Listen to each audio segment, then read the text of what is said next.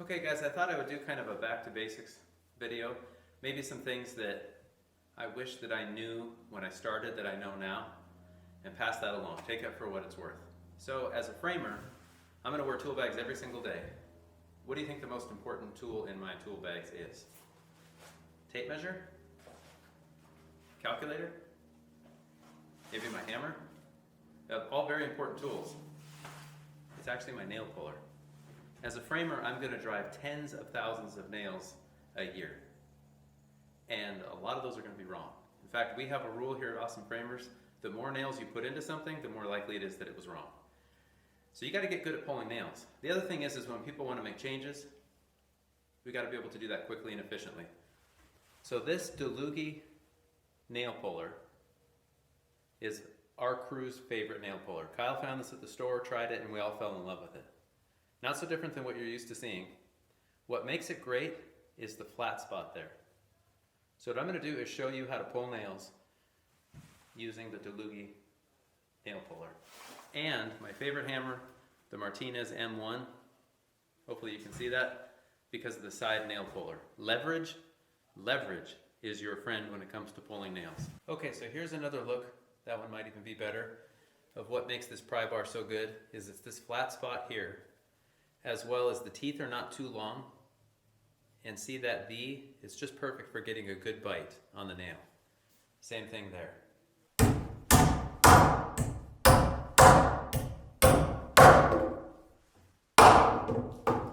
Okay guys, I want to show you how I like to use the DeLugi nail puller.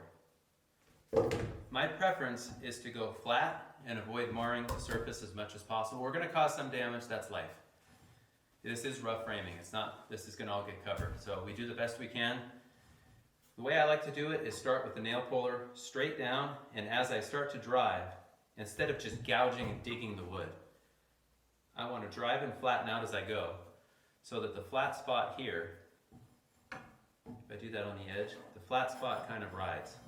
So let me show you how that works. So now I'm going to kind of push down and beat on it so that I don't, again, gouge too much of the wood. Then I like to strike the side of the nail puller right here at the top.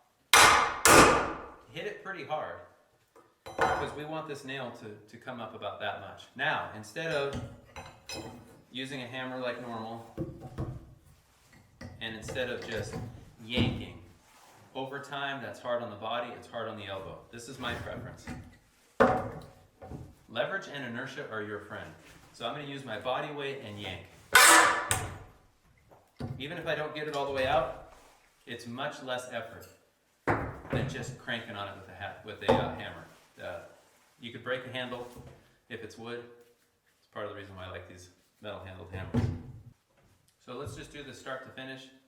I'll shut my yapper. You can see how it goes start to finish.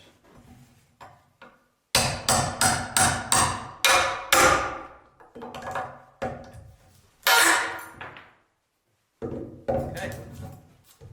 Now here's the other way to do it, is if you just, for some reason, body mechanics, you can't get with the bottom of your nail puller and you have to use the top.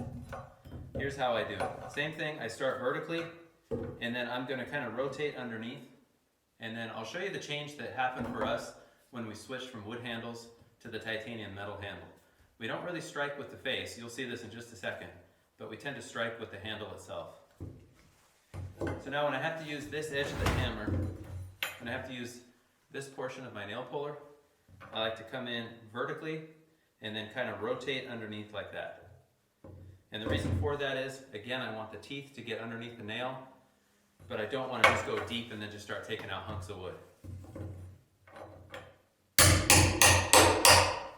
So just like that. Now, I have it up that high. There's two things I can do.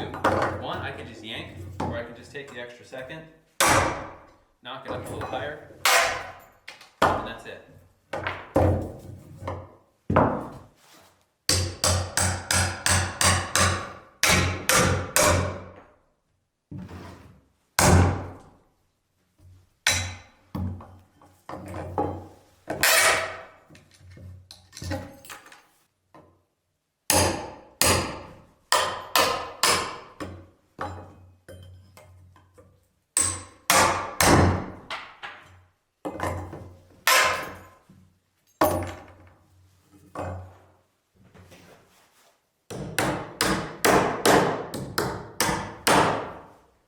Okay, so I'm going to show you now, let's say that the trimmer's been nailed wrong, two things are nailed together, it doesn't really matter the reason, but now we have to remove those nails.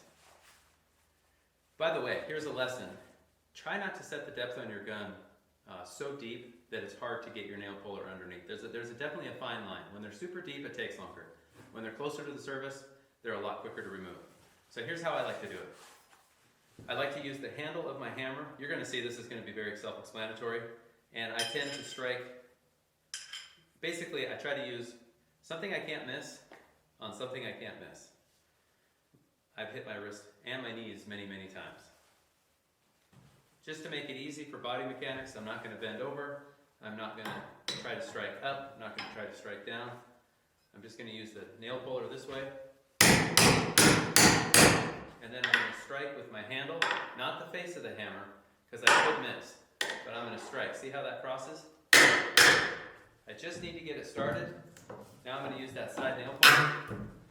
And with basically no extra energy, I'm using leverage.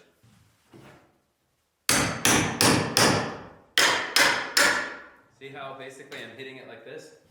Now that nail's out just enough. And that's it.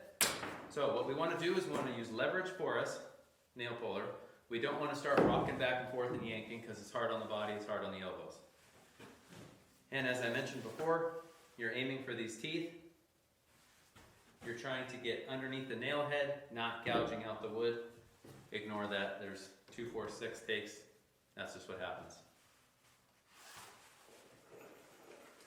And my last 2 nails for this tutorial.